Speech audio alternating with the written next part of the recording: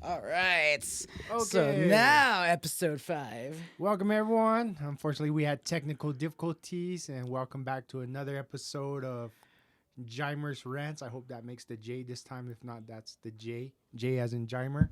Yeah. I'm Jimer. This is Katie O'Connor, and this is Tommy. Hello. This is JIMERZ Rants, episode 5. Today, we're going to be focusing on the topic of dreams, what they mean, any kind of insights that some of us may be trying to discover about how to interpret dreams, and what certain individuals and certain books and other people that have really focused on the topic of dreams have come to understand about them.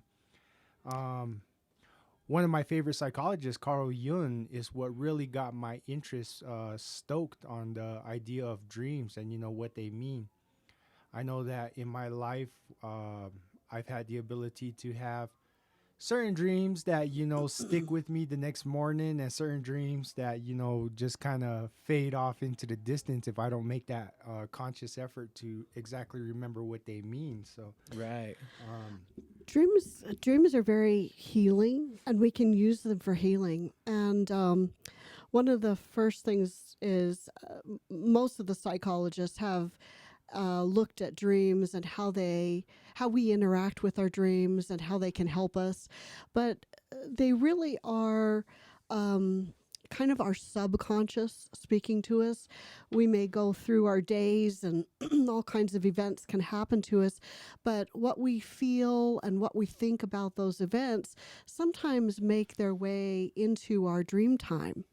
Now, the dream time has been used for ages and ages through different cultures and different peoples throughout time. And in many places, they're considered to be sacred. They're important. They're healing.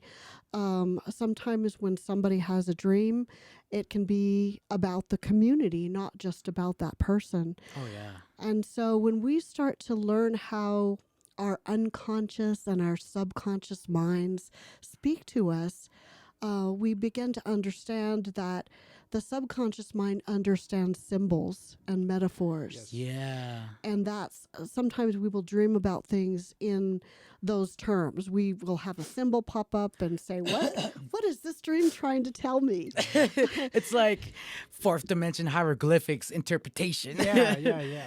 It is. And these symbols, I mean, our first language is symbols. Our first language is energy.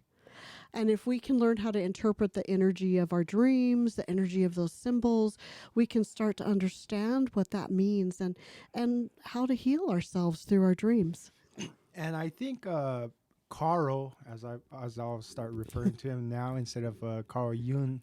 All right, yeah. I heard a quote from him, and he says that nowhere in time, in this contemporary time, have we come so close to like regarding our dreams with contempt. I think science has kind of drawn us away from being able to kind of analyze these things without putting some kind of empirical knowledge behind it. We're always worried about having that scientific data to back it up, but that's really why a lot of the early psychologists bring a lot of interest to me, because I have this opinion of mine that, in its purest form, the earliest things of everything is kind of like a foundation that gives you like the most straightforward types of ideas. And that's basically how I got into this interest into analyzing dreams. But I know that it's kind of like a difficult topic to cover, because I've come across certain books that they'll tell you, like, if you dream about water, it means this. If you dream about snakes, it means this. But also we have to take into the cultural context of each individual. Yep. I know in my cultural background, water and snakes may have a completely different meaning to someone who comes from a different cultural background. So. And often they have different meanings depending on your experience, your life experience. Some people may love snakes and other people may be terrified of them. And so how you interpret that symbol is uniquely yours. Yes. That's one reason I wouldn't pay a whole lot of attention to like dream dream dictionaries or things like Yeah. that. Yeah. They're interesting to read, and they definitely can Definitely. help you focus on your dreams. But those interpretations are not exactly the same for every person, every spirituality, every culture. It's going to be different from person to person. Exactly, because we all have our different backgrounds of experiencing different things in our own lifetimes, and especially with like those cultural backgrounds of like how Native Americans see different animals and different signs or different scenarios as different meanings or Yeah. interpretations, even if like they don't actually like acknowledge it on the conscious level. There's a subconscious of like the like I would say like black cats crossing the street. That's kind of a broad feeling of like, oh, I better. Yeah. Yeah. It's that like stereotypical that's been put onto Exactly. us But it's that symbolism that we've all ingrained into ourselves, and that one is not exactly too unique, but like each and every single one of us has our different backgrounds. Say like someone who's in the countryside, they see certain signs of certain things going one way and being like, that's a good thing and a good feeling that's gonna be coming to me. Or someone who's like streetwise in the city, whenever they see certain interactions or something, they can see those weather patterns and come up with those feelings inside them, whether we consciously or subconsciously add those up. Exactly. Exactly. So I've only been lightly touching on the subject. I haven't really had the opportunity to delve deeply into what the dreams, or to kind of like really get a deeper understanding of these kind of studies that how dreams are. But would you say that our what goes on during our day has an influence on what we dream about at night? Say if we're going through a stressful situation, if we're kind of like under the gun for certain assignments due or something like Yeah. that we'll have like these kind of nightmares. Do you think that plays into how the dreams come out at night? Or Well, certainly. I mean, depending on the level of stress that you're encountering, or if you've had traumatic experiences, whatever's going on in your life is going to influence your subconscious mind.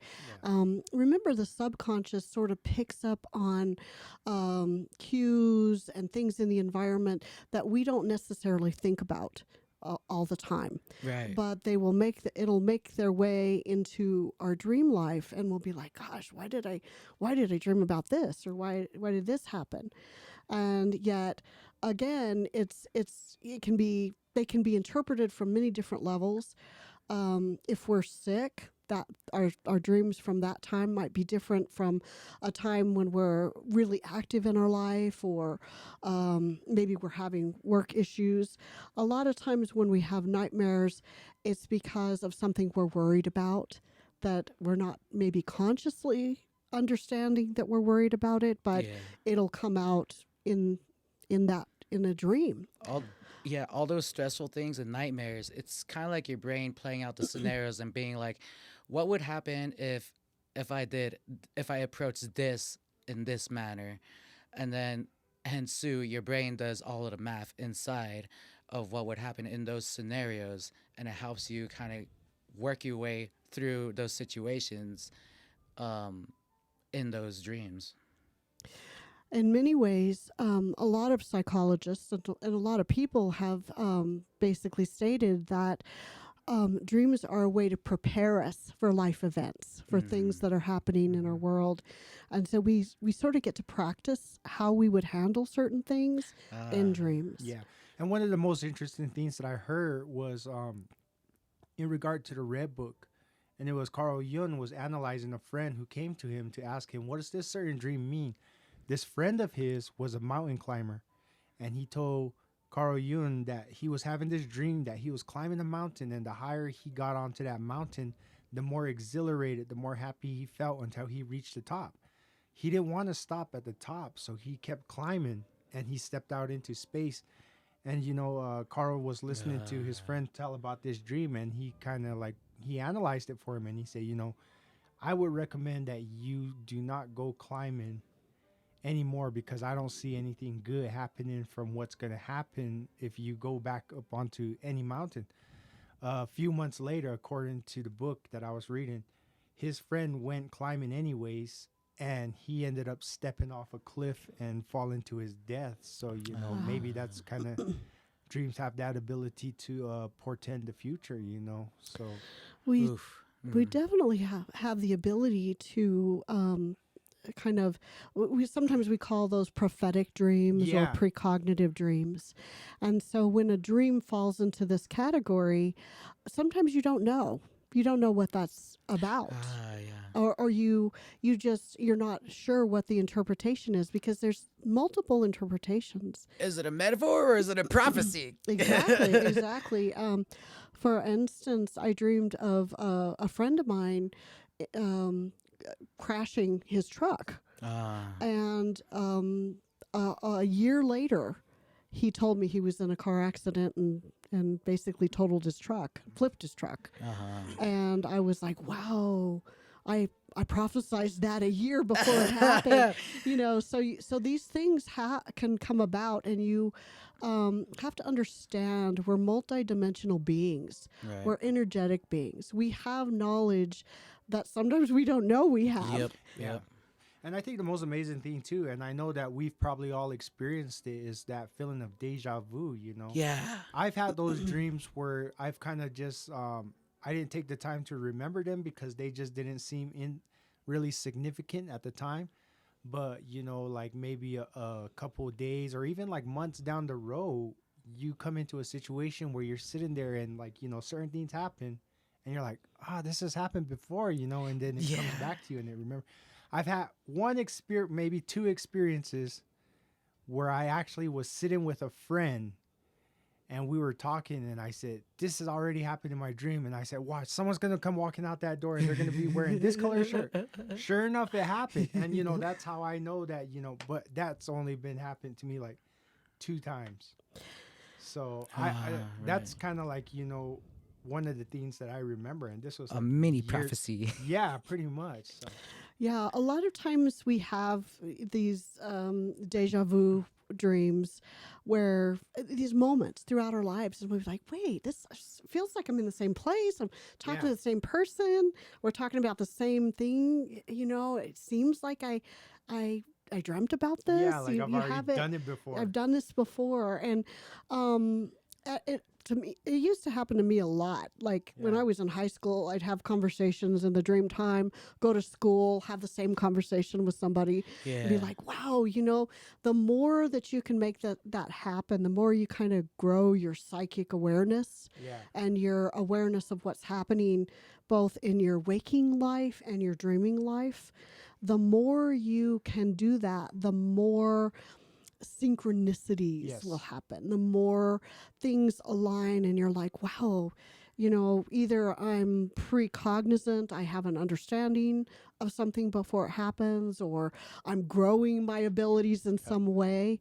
But it gets really exciting because the more you know about yourself, the more you can learn, the more you can heal yourself when you need that healing. And that's pretty amazing because, you know, certain people claim to have that ability to lucid dream where they have this ability to recognize they're in the dream and that, you know, they can take control. Yeah, exactly. And I've had that happen to me like once or twice too as well. Yeah. I had one dream where I knew that I was dreaming, so I was like running down cliffs and I was jumping like from cliff to cliff, and it was like, and that was so awesome, you know. And I've had that happen like once or twice, but that comes into what you were talking about, the synchronicity of things. You know, I think our dreams, like I said about that person that came in wearing that color shirt, we have this ability to synchronize our waking world from our dream world with that ability. And then in the other podcast, we were talking about dimensions, the 4th dimension. So we're living in a 3-dimensional world right now as we speak. We can go forward, backward, left, right, up, down. Right. The 4th dimension, as they claim, is time. So I think that, you know, that's our ability to kind of look into the future or go back into the past is how I understand it to work. So it's interesting.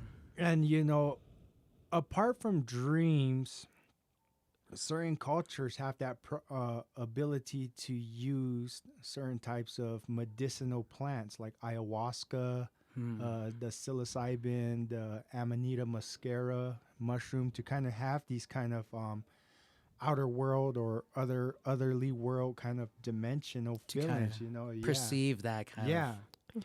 And but I've come to the understanding that, you know, these are medicines, you know, like I said, I know a lot of them have been Abused. yeah, like criminalized, like marijuana and the mushrooms and all this peyote, but you know, people have that ability when used properly to use it for the right reason and, you know, get something out of it that they're searching for, whether it's a inner answer or Right. Well, there's a lot there to yeah. unpack, but essentially, indigenous cultures have been using those kinds of medicines for thousands of years.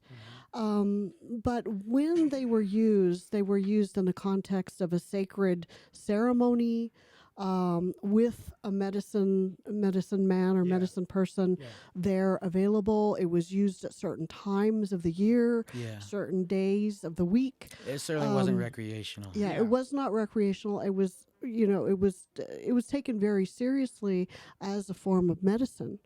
Now, what I would say is that everything that you can experience under the influence of those things, you can actually experience just in your regular dream life Yeah. if you're able to focus, if you're able to, first of all, make it important in your life. Dream interpretation has to be an everyday and every night activity.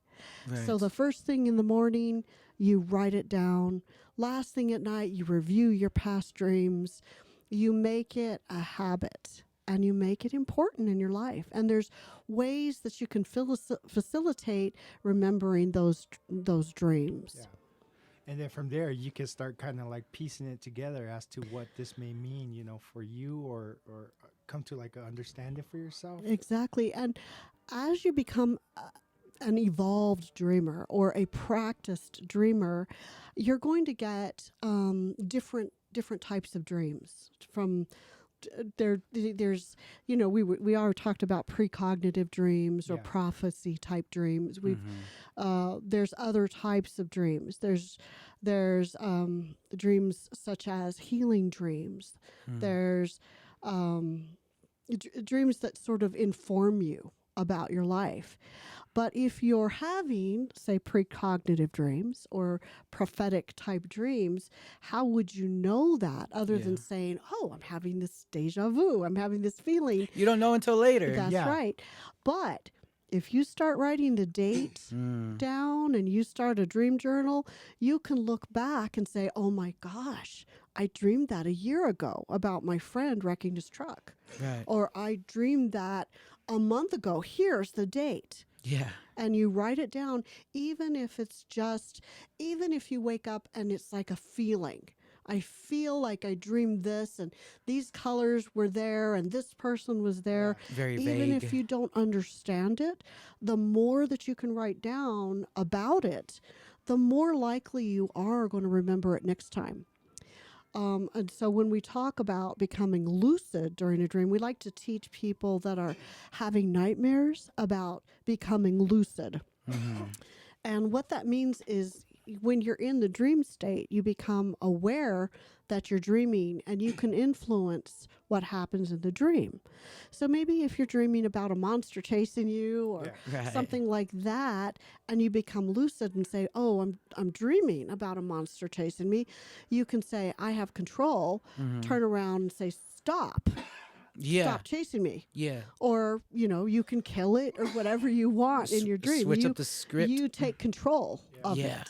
And that's why a lot of dreamers strive to become lucid during the dream time. Yeah, I think in the dream world, it's a freaky space, being in dreamland, because like you are there with yourself, with everything that you are, that you've been, all within this storage of fleshiness, and whenever you are in there.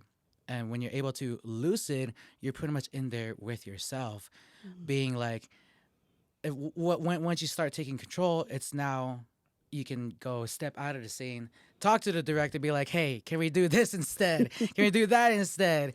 And it's not that you take full control of like, oh, I got powers now, blah blah. But it's like, I I want this kind of to flow like this, and your director inside your head takes all the elements that you've experienced and all the reasoning that you've had interactions with other people with those social equations, and it formulates all of that to where when you're lucid dreaming, it points you in that direction of how it gets you to that point, but it does it in its own manner, being your own manner. And that's one way how we can, I guess, like use lucid dreaming as a way to be in the what was it, the conference room with yourself and planning out this and that. Mm-hmm. It's really you communicating with yourself. It's a Exactly. part of you that maybe doesn't have a voice telling you this is what this is about. Yeah. This is why, this is what's happening. And you have to interpret that. So, again, it's whatever that symbol means to you, whatever is happening to you. For example, there's a lot of a lot of things that happen in the dream time, where you can dream you're running, or you can dream you're falling, or you can dream you're drowning, or just any number of activities. And so when you have the dream, you have to say, oh, okay, this is what happened. I wonder what this means. Yeah. And the first sign is mulling it over, thinking about it. Well, what does this mean? And And sometimes also, like, you if have to. it keeps reoccurring. That's right. If it's a Yeah. reoccurring dream, that's you telling yourself over and over again, pay attention to this. It's like Pay you- It's attention like to your subconscious tapping on your shoulder. Right, right. Whether it's your higher self, your soul self, whether it's a sense of like an energetic being, like spirit, or the universe, or whether it's God, whatever you want to call it. Or is somebody else's energy reaching out to you? Exactly. You Yeah. can have someone else's energy, uh, influencing you. Yeah. For example, a lot of times couples that are together, they'll have similar dreams, and they sort of catch it from each other, So that can happen. Yeah. And the way I've come to understand it too is that what we're experiencing in our waking world reflects into our dreams. Is that earlier this semester, at the beginning of this semester, I remember feeling like real stressed about this last, stretch before everything started. And I had this dream that I was like in this old warehouse and I was trying to find a way out, and I was scared that it was going to crash down on me. And, I think that was kind of like a reflection of what I was feeling here, not necessarily like this, like it was going to crash down on me, but just It's that. going to crash. Yeah, because I was so scared of having to, of possibly failing, Right. but Having that building come crash down on you before you get to find what you're trying to find. yeah. And, even before I found a way out, I woke up, but then, it was kind of just like one of those, like, it was kind of freaky, but it wasn't like scary, It was so- strange enough to stick with you. Yeah. Yeah. And last week, I had another dream, and I think it refers back to this podcast and my mind worrying about what people are going to think about it. Yeah. Yeah. That like I told Miss O'Connor, I said that, I had this dream that, I was getting followed around by a group of people, and it was kind of like getting me yeah. like, all like, not scared, but weirded out, and I woke up in that dream too. So, Right. but, Well, going back to the warehouse dream, anything falling on you, crashing down on you, that's a pressure. That's a pressure coming down. yeah, And it could indicate, oh man, I'm under a lot of pressure. I'm under stress. I've got to pass my courses. I've got to work. Yeah. All of these things in life are causing a pressure on me. And that's stress. Yeah. Stress is pressure.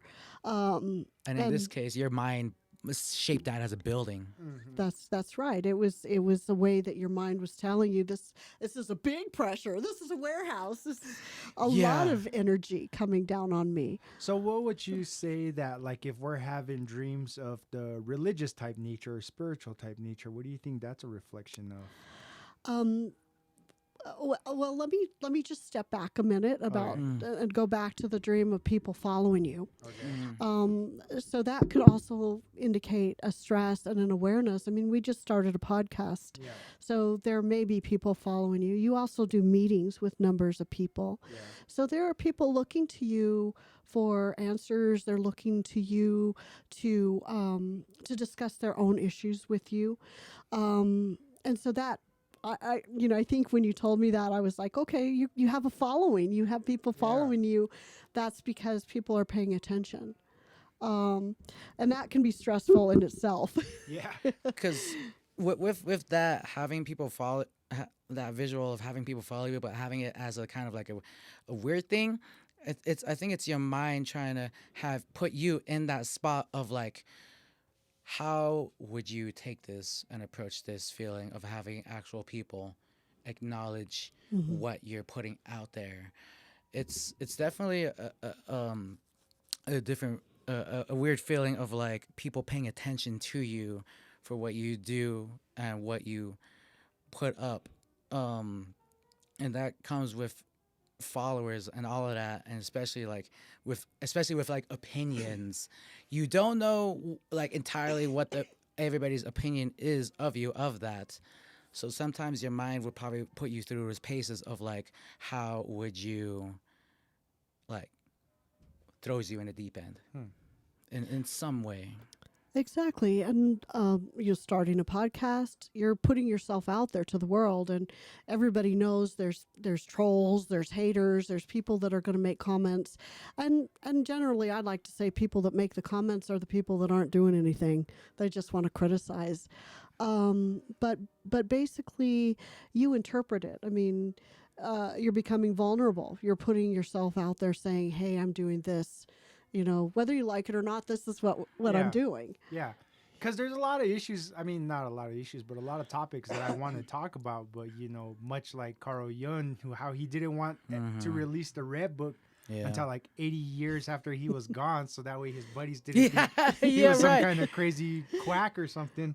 Because it is a very, very interesting book. And it veers far away from the scientifical back end of a lot of what he was about, so Right. that was part of it. But yeah, so and like I said, of the religious nature, I've had a couple of those dreams, and those are the ones that I always seem to remember, and they're of cultural significance of things that I've experienced in real life that play out in my dreams as well. So and most times I've taken that to mean that, hey, it's time to get back into, refocusing on the spiritual side of your life, and maybe you're lacking that. So you have to focus back on it. So I take that kind of as a reminder. Right. But what would you say that dreams of the religious nature kind of are a reflection of? Dreams of a religious nature, I mean, when we look back at Carl Jung and we look at the collective unconscious, the collective unconscious is filled with symbolism of the human experience. From the time of living in caves to stepping out looking at the sun to having a sense of wonder at looking at the stars and the skies at night, to interpreting what's happening in the natural world to what's happening in your day-to-day life, whether it's the mundane things like doing the dishes or the laundry or making food, or whether it's tapping into your spiritual beliefs and ideas. So throughout time, people have religious or spiritual type dreams, and they take it as signs or a meaning for themselves and how they're living their lives, how they're conducting their lives. And so those dreams kind of can fall under the archetypal nature of dreams, or under the collective unconscious of humanity. Or even just a self-assessment. Right. We're all linked. Again, we're all energetic. We can tap into each other's energy. We can tap into the energy field, and our environment is always communicating with us. Yeah. Whether it's nature, whether it's something of what we would consider a more spiritual nature. But again, those are very important and they have very specific meanings for you. And only you might be able to interpret those. Yeah. I think also with if you have any kind of religious sightings or symbolism in your dreams, I think it's a big part of how you interact with that or how it felt or how it rubbed off on you Yeah. in the dream. If in the dream you have a bad experience with that religious thing in your dream, then maybe there is something that rubbed off of you wrong that happened in some kind of congregation or with somebody who is in that nature, in that realm. Or if maybe you had a good experience with that religion sign or symbolism, it could be a kind of like a kind of a direction of like if you go towards this, you're gonna feel this. It's kind of like just put like I said, just putting those scenarios and then tell your mind telling you how you would fare if you were brought up with this. And that to me, that's like the most biggest thing that what dreams are is just taking your whole background and how you function and to have your day go into that function and spit out what it is that you're facing or whatever it is that is happening and you're curious or your brain is curious about. I think that as we learn and explore the world and we explore ourselves, a lot of times the symbols of spirituality come to us in whatever realm we're exploring. For example, I told you the other day about a dream I had about a medicine man. Right. Where I was vomiting clouds of dark smoke and dark dust and basically was healed by a medicine man in the dream time. And so to me, that was an indication, okay, maybe I need to do some healing work. Maybe whatever I'm vomiting, maybe what I'm eating, what I'm ingesting needs to come out, what I'm thinking. So dark clouds can indicate like dark emotions or thoughts or feelings or even something of a physical nature. So we have these kinds of experiences sometimes in the dream time, especially if you're a practice dreamer, if you've been dreaming for a long time. And I think I shared with you guys before that from the time I was very little, my mother would say first thing in the morning, "What did you dream? What happened in your dreams?" And every day I had an opportunity to talk about whatever it was. And I was a child that had night terrors, so I slept walk. I would scream in the middle of the night and wake everybody up. And as I got older, my sisters from the next room would say, "Shut up!" As siblings do. Yep, as siblings do. So there's a lot to your dream life. Your dream life is real. It is as real as your waking life. And this is what a lot of dreamers understand, is that it's just another part of your reality. And what's being communicated by your higher self is very important. It's perfect. It's delivered perfectly. You may not recognize it when you're screaming, running down the hallway to your home, or for example, the other night, I dreamt of a wolf spider sitting on my chest, Man. looking at me. And it was extra big. It was like Just fist size. It was big, and I was like, "Oh crap!" I was sitting there, and I'm dreaming, but I'm talking as if I'm awake. okay, yeah. And I was like, I said, "Get away from me." Yeah. I basically said, "I'm too tired to hunt you down and kill you right now, so just go. Just go." Not today. I turned over, went back to sleep, and then the next day, I was telling my sister that I dreamt about this spider, and she said, "Oh my God, I have a spider bite on my chest." Yeah. And she had gotten bitten. And so on some level, maybe I was tuned into her. Maybe it was a message for me, for her. And Maybe it was the spiders. maybe it really was a spider sitting there, and I was like, "Get out!" I was like, okay, I'll go to the other room and bite the other person. Right, right. I mean, we can communicate with the natural world, But yeah, but a lot of times we don't think so. We think we have to kill that spider, and that's always sort of been my, all right, I got to get it before it gets me Yeah. kind of mentality. yeah, But the truth of the matter is, I've dreamed about spiders my whole life. right. Whether it was a giant blue plaid spider in the corner of the room, or whether it was a jellyfish spider climbing down the wall, or whether it was a beautiful iridescent web right in front of me. Right. But it your was- reaction though. Yeah, and I think one of the last spider dreams I had was about these golden spiders made out of gold. And so you sort of look at that, and in the beginning I was just terrified of these spiders. Yeah, right. But as I grew, I learned that for me, spiders represent creativity. And it's a sign for me that I need to get into my creative life. I need to paint, I need to sculpt, I need to draw, whatever it is. And I do. And you kind of just scared yourself straight back into Right. being creative. and then in the real world, I'd say, Yeah. in real life, I had a spider in the Sedona Library fall on my head or land on my head. I had, I've had a number of tarantulas show up. I've had a desert spider. 6 desert spiders showed up around my home when I first bought my home, all around my door. Oh, yeah. And I was like, oh my God. Leave me alone. They scare me to death. And yet I have learned that they're a symbol of creativity for me.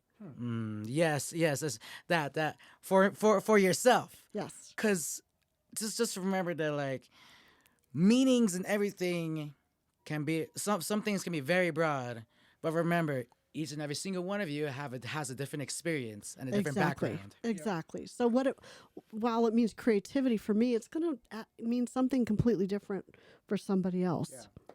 If somebody as a child they got bit by a spider or got somehow like traumatized by spiders, then that symbol is going to be meaning something different. Right. It might be a foreboding warning. Right. Yeah. Exactly. And going back to what we were talking about earlier about writing down your dreams, last year in the summer around June, I had one significant dream where I actually took the time to do what I always tell everyone on here to do, which is write it down or draw a picture of what you saw. And I did.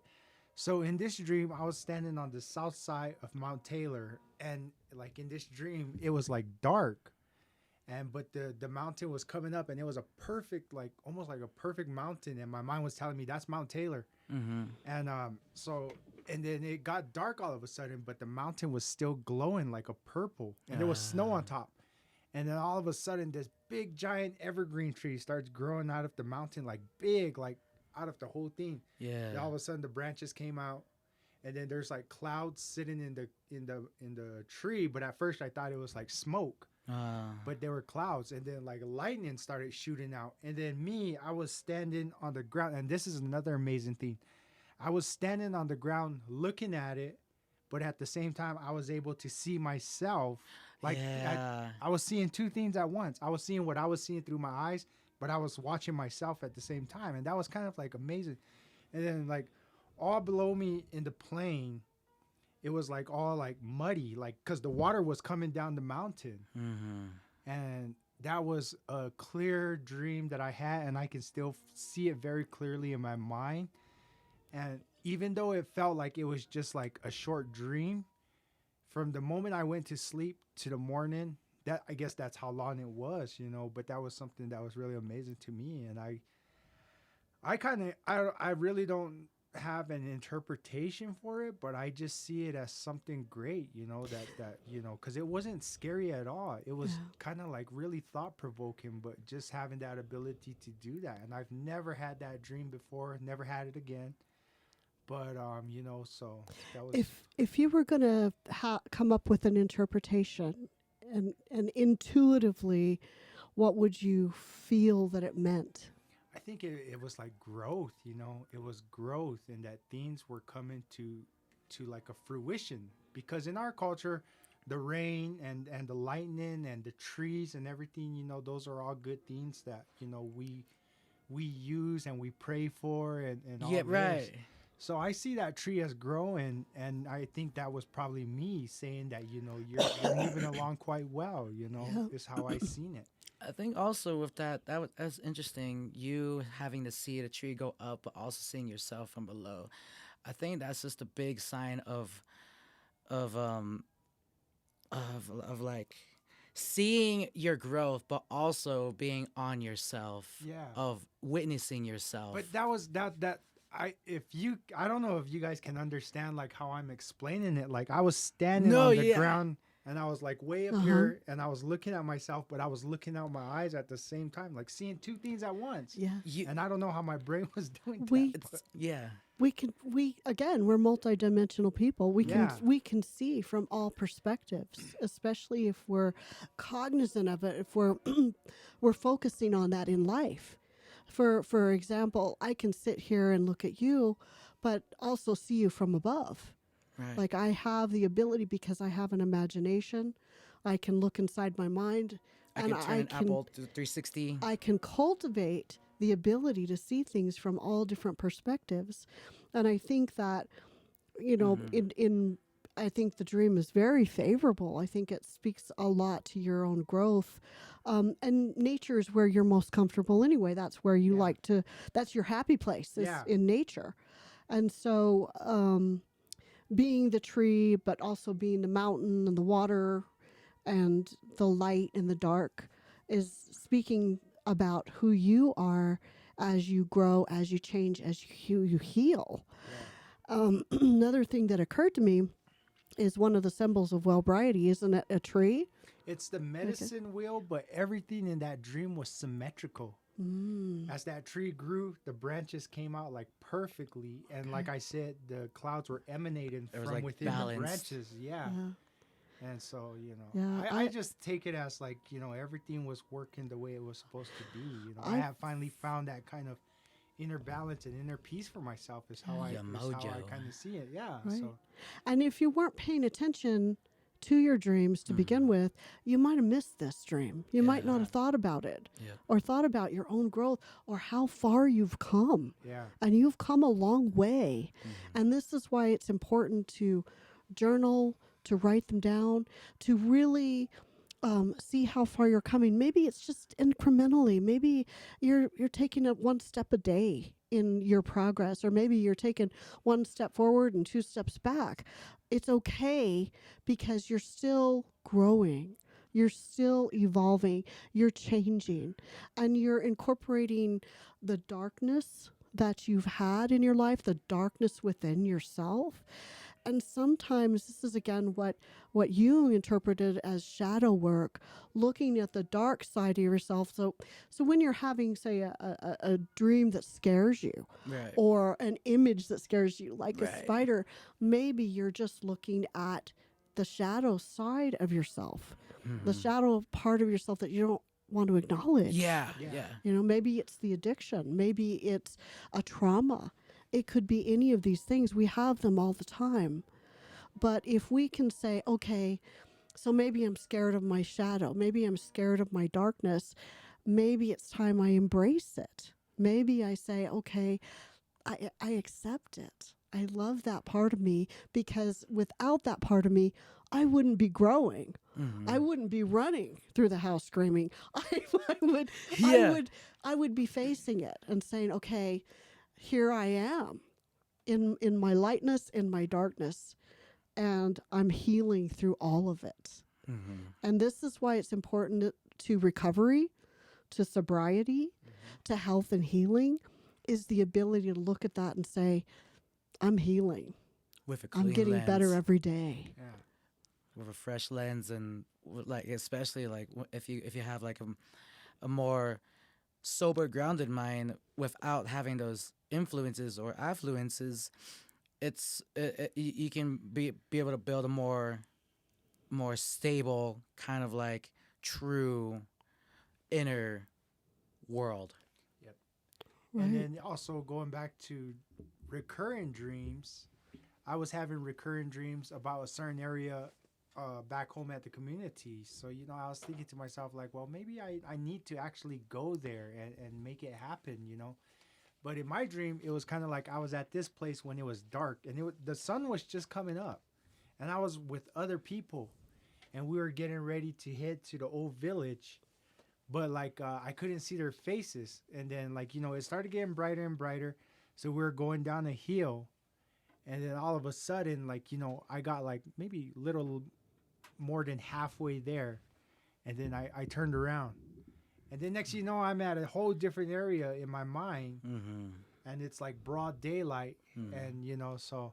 But I actually went to that place where the dream began. And I stood there and I started walking down. It was in the afternoon. It wasn't morning time either. And ever since then, I've never had that dream again. But wow.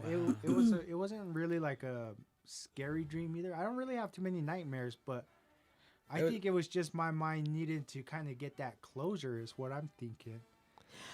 A lot of times when you see a place or people or things like this, and it is reoccurring, those people or that place is calling to you.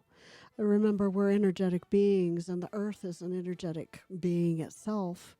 And when we look at nature, there's the energy of nature. So if we're talking about dreams, we're talking about symbols, we're talking about those feelings that come along with energy. And so in my interpretation, I'd say maybe that place was calling you for a reason. Maybe you needed to go there for healing. Maybe you needed to resolve an issue that you had with it but didn't even know it, or those people. And so sometimes when you're having a reoccurring dream like that, the thing to do is go there, be there, confront it, see it, feel the energy around you at that place, communicate with that place, because you're going to get insights about it. You're going to get insights about the energy, the people, the place, and that place is communicating with you. It's important. And also, it might not even be like the place or the people that the dream is having you go come to, but having it being a checkpoint along the way that you need to get to what your dream was actually getting to. Yeah. Huh. Yeah. So, and then there's another time where I had to put myself into this like I don't want to call it a life or death situation, but it was a life or death situation. You felt that fight or flight? Not necessarily fight or flight, but I was in an area where I was climbing, and one wrong slip would mean certain death. Right. But once I got to the summit of where I was going, there was some kind of like uplifting. I don't know if it was because of that feeling of overcoming. But when I got there, it was just like a peace of mind. Yeah. And it was a sense of like, I lost all sense of time. I lost all sense of like feeling. And I can't really describe exactly what I was feeling in that moment. But I know that, those, they call it near-death experiences. Mm-hmm. And I think, it was something about that had me have that ability to kind of like, open up. And just like let all these things go, in a certain way. Yeah, it kind of sounds like the climb was something that's supposed to happen. Yeah. And it could be a matter of, to me, that sounds a little bit like a healing dream where you were shown that you were actually making progress. You reached the summit. You were able to go beyond. And again, when we're in the dream time, we're in the spirit realm. We're able to go into wherever the spirits go. Right. We're able to go back and forth as well as they are able to go back and forth. And that's part of my personal beliefs. Not everybody believes that. Mm-hmm. But it's almost like it was showing you your progress, that you were making progress, you were making steps. And although you might have felt like it was life or death and that you had to conquer that, it might have been showing you that death is just another reality. It's just another continuation of where we are now, that we're always evolving and changing, you know, we can go back and forth, you know. I know I had a dream way back when, where I went on top of the mountain. I was on this beautiful mountain, and there was a storm coming, and I was reaching up to the heavens, and I was calling down the storm, because storms are exciting and powerful and wonderful, right? I was calling down the storm, and I literally got struck by lightning in the dream. And I fall back onto the earth, and I start sinking into the earth, and yet I felt this amazing expansiveness. So I was expanding out into the universe at the same time I was sinking down into the earth. And I said, wow, this is what it's like to die. Right. And so confronting that, perhaps it was a fear within me, or I'm not exactly sure what it was, but I did interpret that dream as a healing dream. I felt like I received a whole other set of energy. You've experienced death. Now don't worry about it. Please don't strike me. I want to survive it. But No, for real though. you know, in the dream time, it was an amazing experience Yeah. to have that. This sense of expanding and sinking and opening up to the universe. It was amazing. Yeah. And in this way, I saw that as a very healing dream.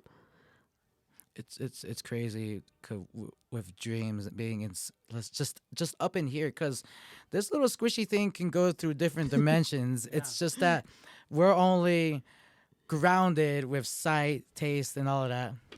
Right, and our beliefs.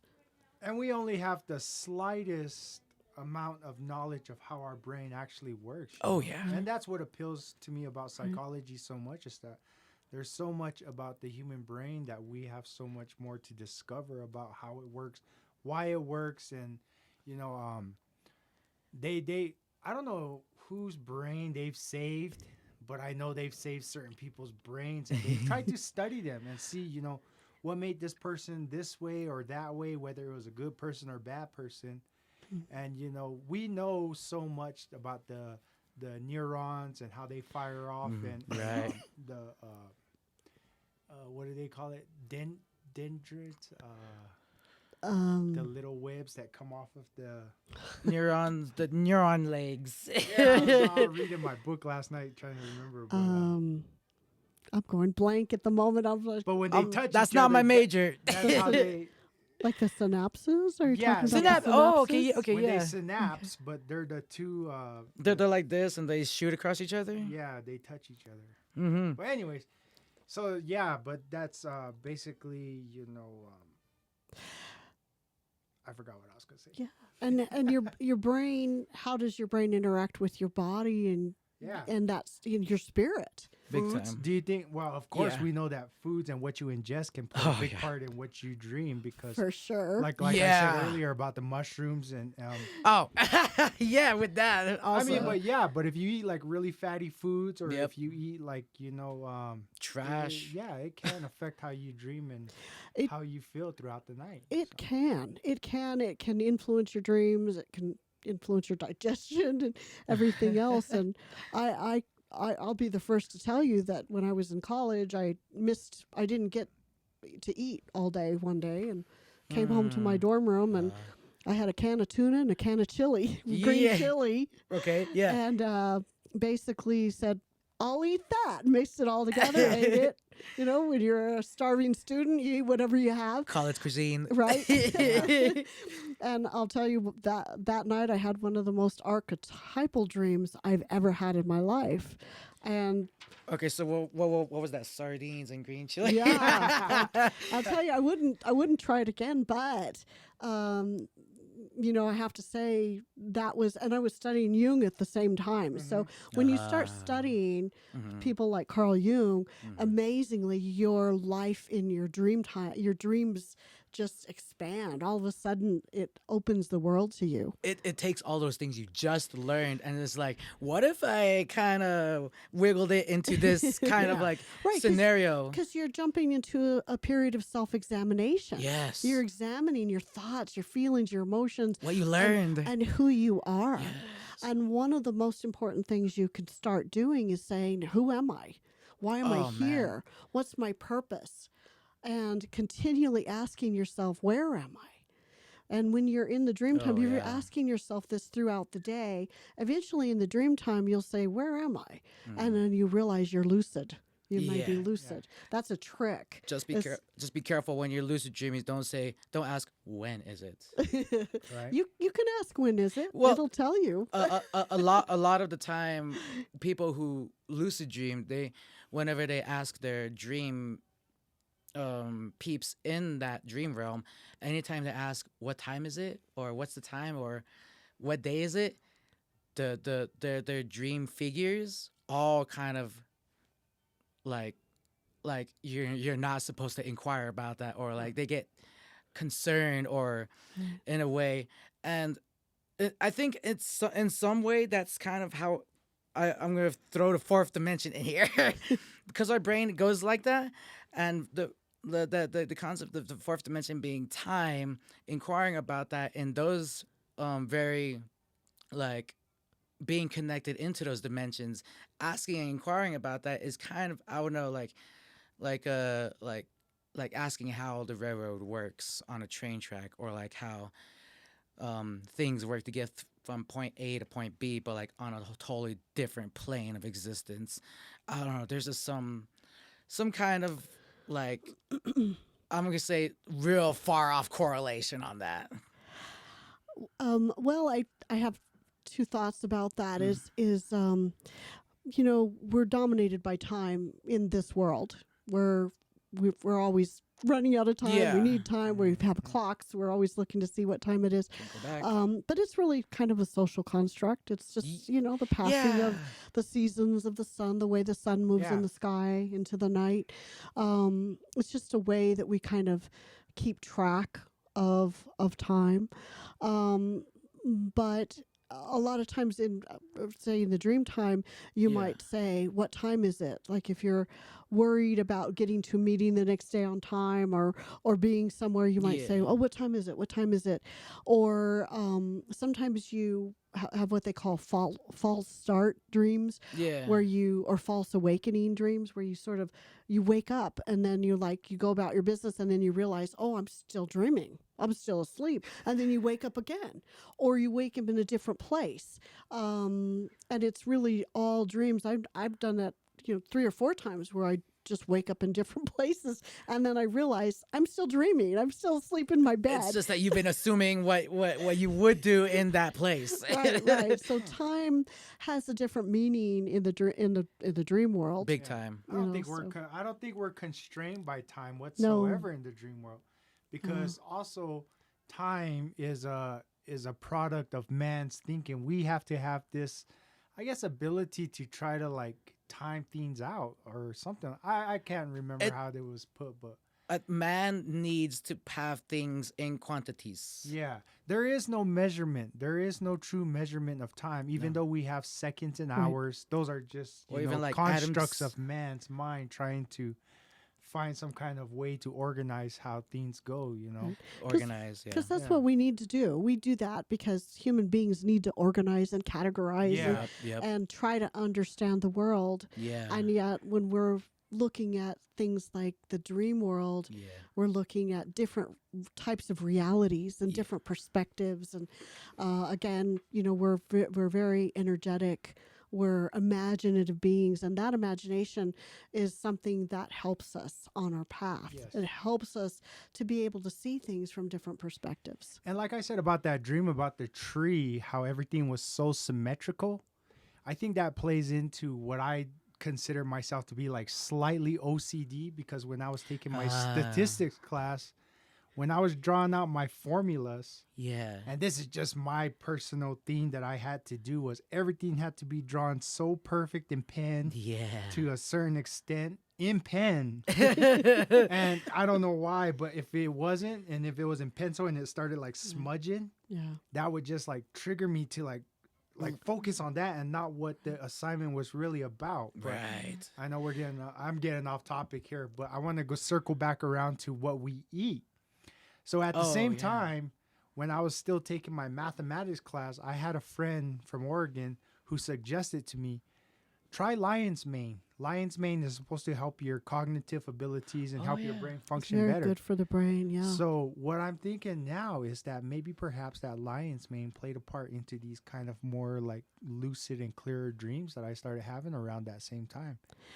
It'd be an interesting Mm. experiment Yeah.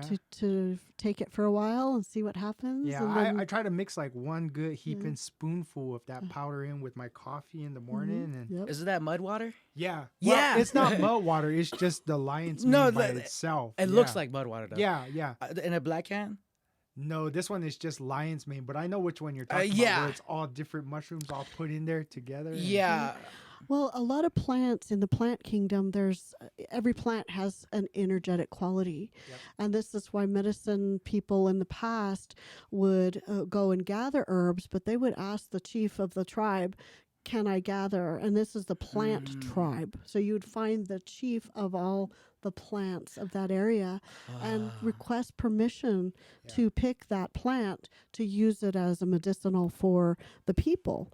And so there's a long history of people's having this interaction with the plant kingdom and the plant world because those plants are things that have helped us.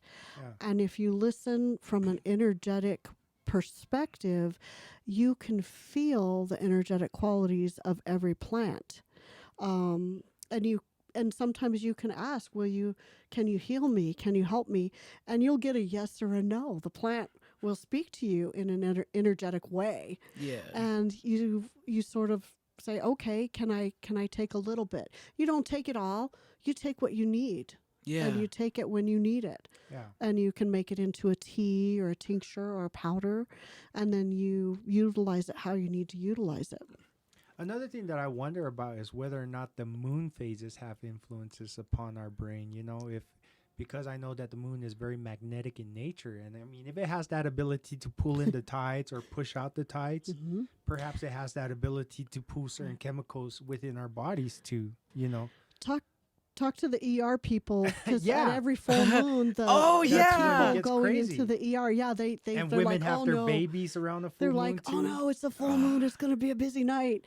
So they actually have kept statistics about this because they Right. notice that at the full moons they get busier. Yeah, That's crazy. I believe it. And so again, and we've as humanity has watched for ages and ages. What's going on up in the skies? What's going on in the heavens? What is the moon doing? Why is it full at one time and a crescent at the other or not there Yeah. at certain times? So there's different cultures, different religions, different spiritualities that have utilized the moon and the stars and the placement of the moon and the sun in the sky to determine what's going on, what's happening to us on the earth. Especially with like marking down time and what's like is gonna go on because the phases of the moon is kind of like monthly, and so you can kind of see like, be like, okay, the full moon, this one, and it stopped, and okay, that, and then that, and also with the equinoxes of the sun and how the Earth tilts, being at one point in the summertime it's way up there, and in the wintertime it's way there, and golden hour it's hard to drive. Yeah. And, for many cultures, there's ceremonies that are done at different phases of the moon. Yeah. I know during the full moon, it's hard for me to sleep. I'm ready to be out there looking at it. So there's different phases. But if you listen to the astrologers, astrology is a pretty exact science. They know what is where and when and how and what it influences. And so whether Astrology or astronomy? you're right, Astrology. Okay, astrology, whether Yeah. you're a believer or not, it is a very exact science, and they do map it now on the computer. So I believe it too. I believe it as It's a- well. And all this, prior to like getting a kind of like a light understanding of what it is, I didn't even know what like retrograde of a planet means and all this. But now that I've started like looking into it even deeper, There are houses. I do believe it. Yeah, I do definitely believe it. And what I heard also as well is that, astrology is merely the grandfather of true astronomy, so Yeah. We can't discount all the things that the ancients, learned and knew from, what these motions in the sky portend for us. They lived closer to the earth, Yes. kind Yeah. of closer to the heavens as well, Yeah. than we do. We're so immersed in our social media and our computers. We don't even half the time know what time it is. Yeah, I don't have to know anything. Yeah.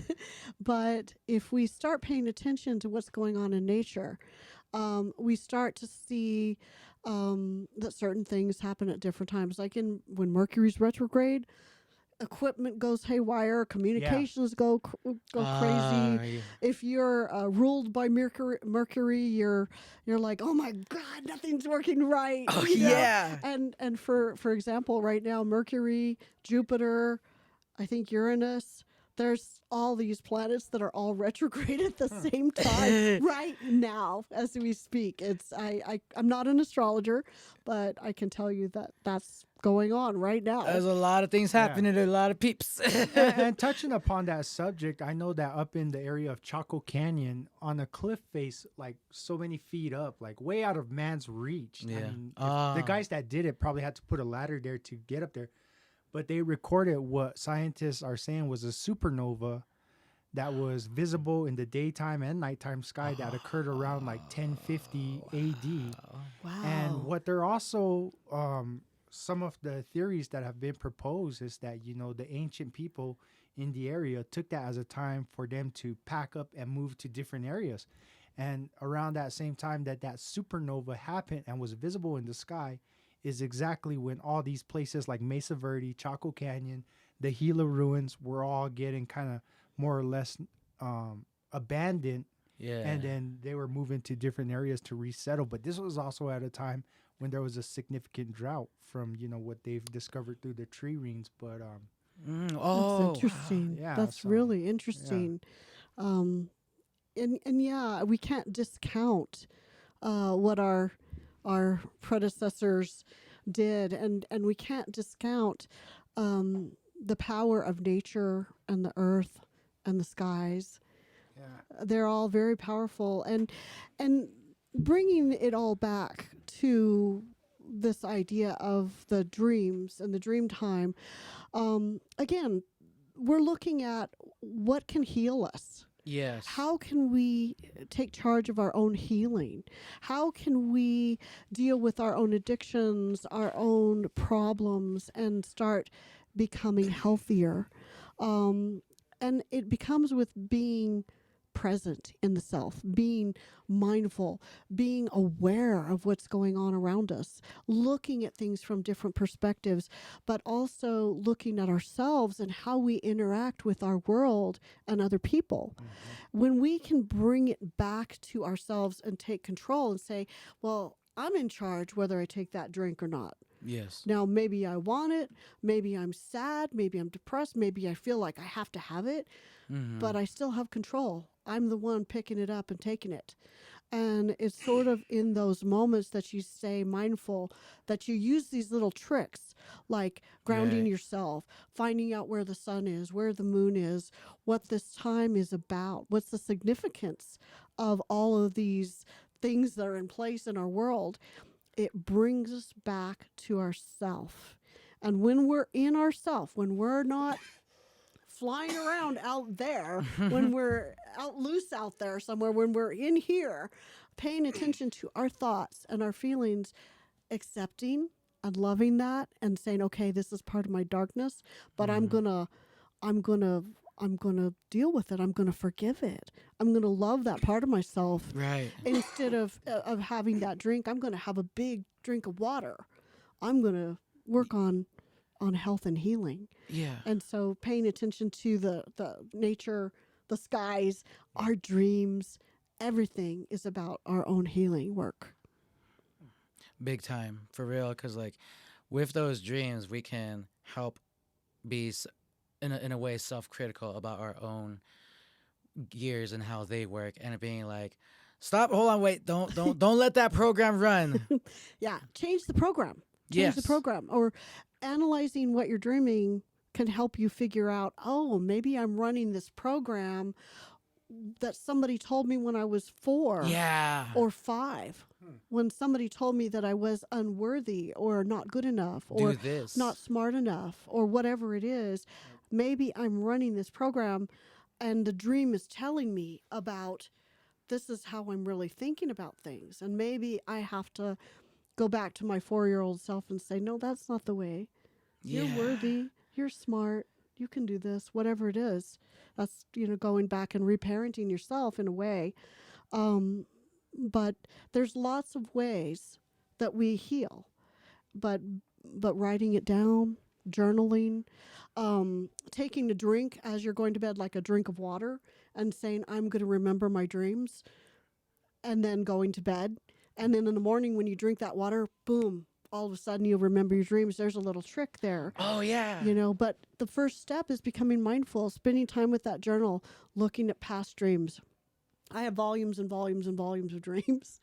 I started when I was 15 years old writing my dreams down. Nice. And so that's a long time of looking and seeing and saying, oh, wow, that was interesting. I dreamt that at that time. Or this was what was going on in my life at that time. Yeah. And drawing those, looking at those significance, the significance of those dreams to your life.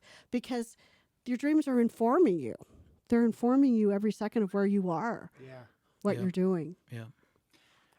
I just want to add in something else that I've also experienced. Now, a lot of people laugh at this because, we as Native Americans, we always talk about our spirit animals and things that come to us in dreams.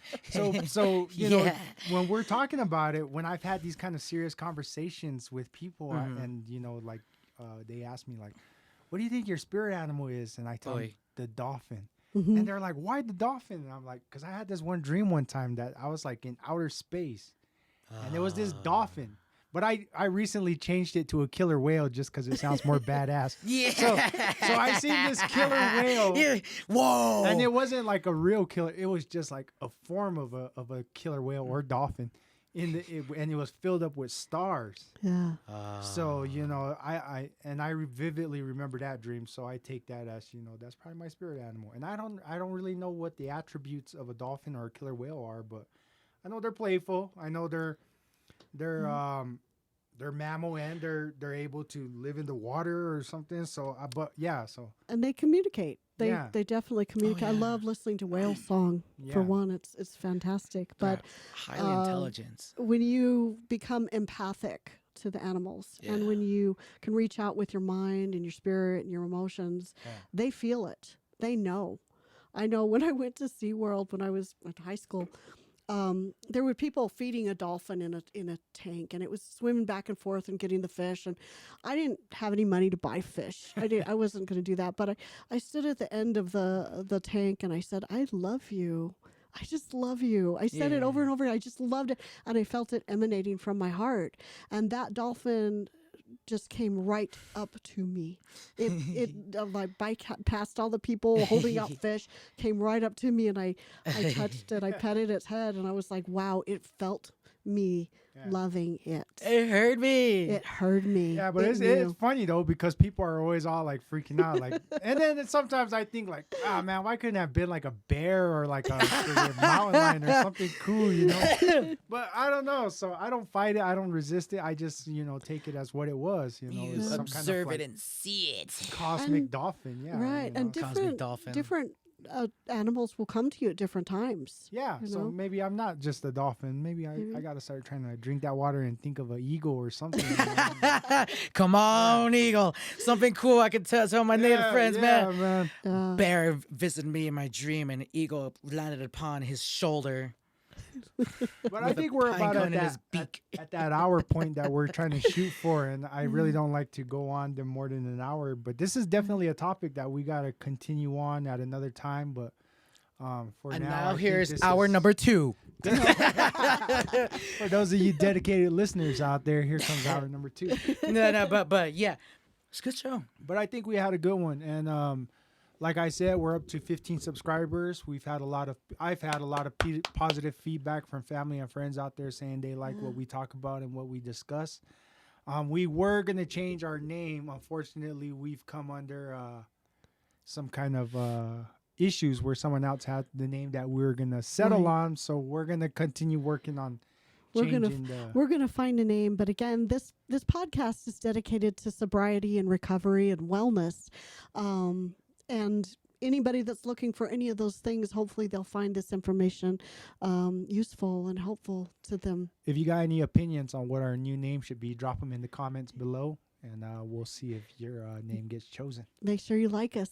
Yeah. Continue to like us. Continue to tune in. Tell everyone, and we'll see you next time. Thank We'll you, see you. everybody. We'll see you, And next time we have Miss Katie, Tommy, and and JIMERZ. we will see y'all later. Bye.